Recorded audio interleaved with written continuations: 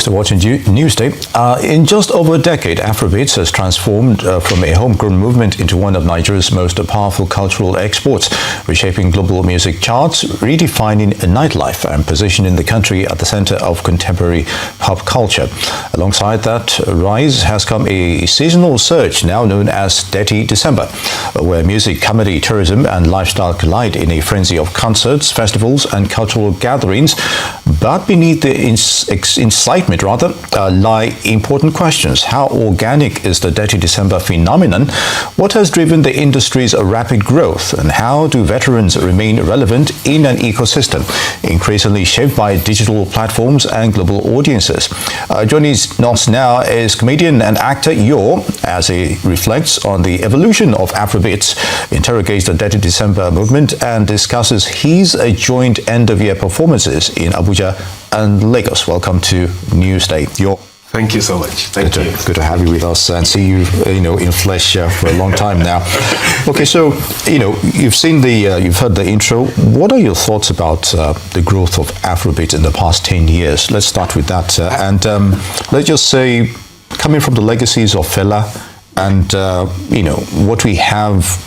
You have infusions of music associated with Afrobeat. Some are not so pure in the true sense of the word. But what are your thoughts?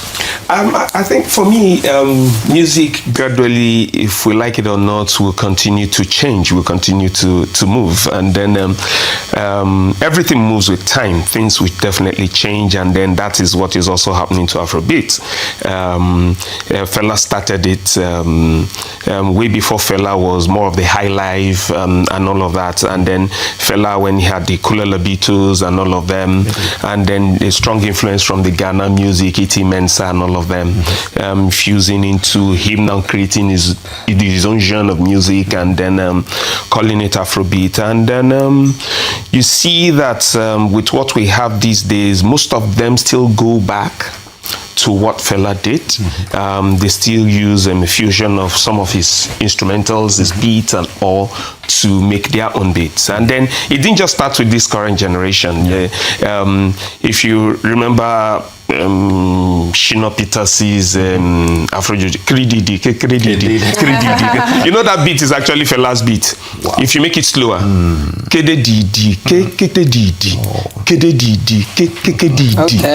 listen to that beat very well. And then you see Shina Peters made it really fast, and then it became Afrojuju and all of that. And so with time, this current generation, they do their own beat. Producers have something to fall back on, and then they rework it. And then, from time to time, people call theirs, like Shino called his own Afro-Juju. We had Juju before Afro-Juju. Indeed. And then we have Fuji. And so everybody will always call it a particular name to make it look different. And then, but really, have we done well? Yes. Afrobeat, we've done well. The guys these days have done well. And you cannot rule out social media with the help of social media and all. It made our music. And don't forget, Nigerians love to travel. Indeed. We travel a lot. This Jackpot thing is not just today. It's been all this while. We've always liked to travel, and everywhere we go to, we dominate. So that's took our music to that level, and then our boys are doing well. That's just it. All right, let's talk comedy now. You have been around for decades now, and you know how the industry has evolved over the years. Yeah. There was a time when comedy wasn't seen as a profession in Nigeria. In fact, parents saw it as a taboo if their children came home to say, I want to be a comedian. What do you think happened? How has it evolved over the years? I think it's every part of entertainment, basically. Even there was a time you could not say you want to be a footballer. There was a time you would not say you wanted to be a musician. There was a time you could not say you wanted to be an actor. I told my parents I wanted to study theater arts, and then they just felt I was some useless, and then they saw me as the black sheep, just for wanting to study theater. So I even got admission to study theater. My mom sent her sister to the school to tell them, can't you give him maybe a better course like English or mass comm? Must it be theater? So it's like that. So everything has changed, including comedy, because comedians make money these days. While you pay a band guy, you pay a band to perform, and then he has to settle everybody. A comedian is just one person, and then you pay him good money. The money is just him. The microphone is not even his own.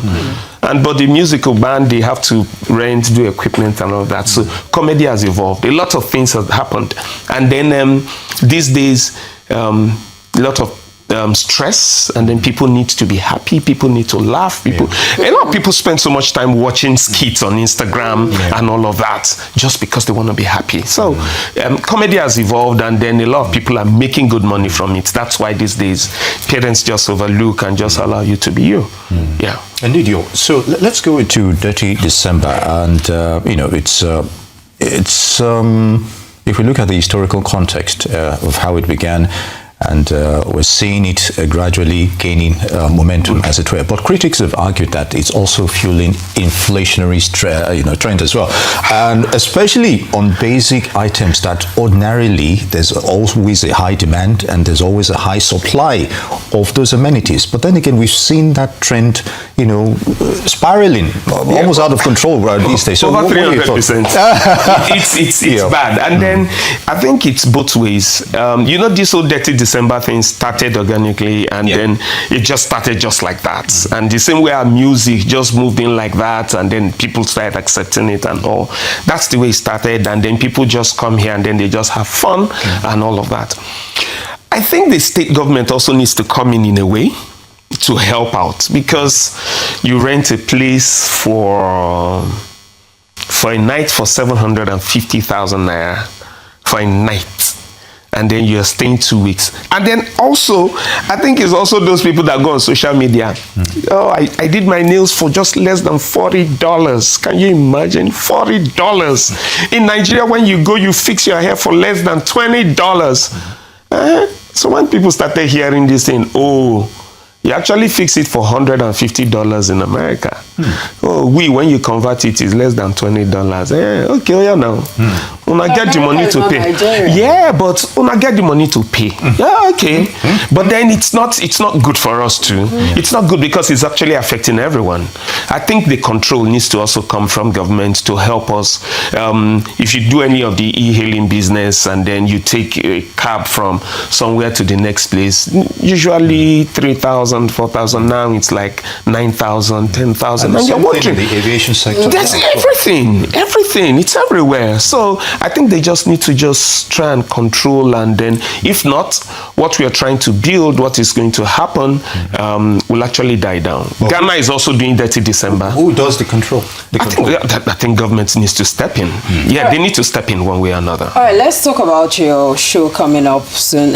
You're teaming up with DJ Jimmy Jat. Yes. And that's from December 28th on Lagos on December 30th. Yes. What brought up this collaboration, and what exactly is the objective? Okay, so myself and Jimmy looked at it. We said that for every December, permit me to use the word, the Gen Zs, we always have places to go to just to have fun.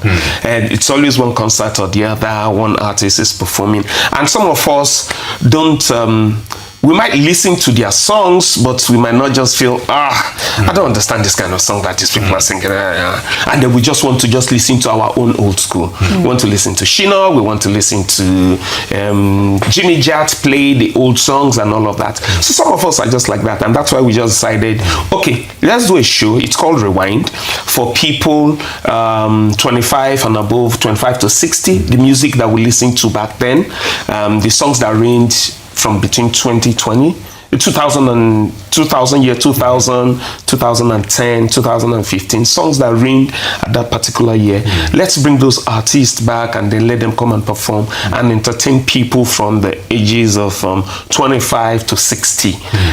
Because some people will tell you that those were the songs that we listen to are the real songs, not what they hear these days, even though it's of different opinions and views by people. But so that's what we're doing. It's called Rewind. Targeted at those people. Shina Peters, D'banj, and all of them will be performing at Eco Hotel and then in Abuja, Transcorp Hilton.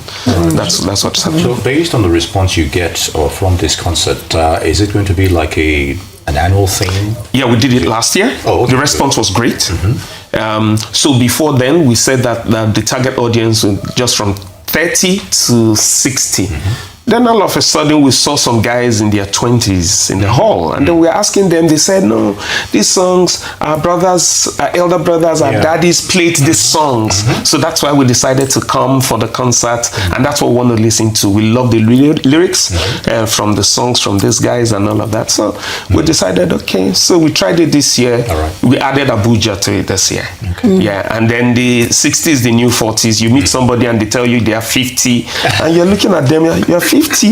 Oh, really? You look 35 or you look 40. So we just decided, okay, let's have everybody come out, and then that nostalgic feeling is what we want to just bring back. So how do you intend to merge, because these are different generations that you're bringing together, how do you intend to merge the experiences so that everyone has fun? And also, you know, comedy has evolved over time, and I know you have stayed relevant over the years. What have you been doing to, you know, ensure that you are up to speed with the current development? So for the first question, I would say it's called Rewind. Basically, we are taking it back.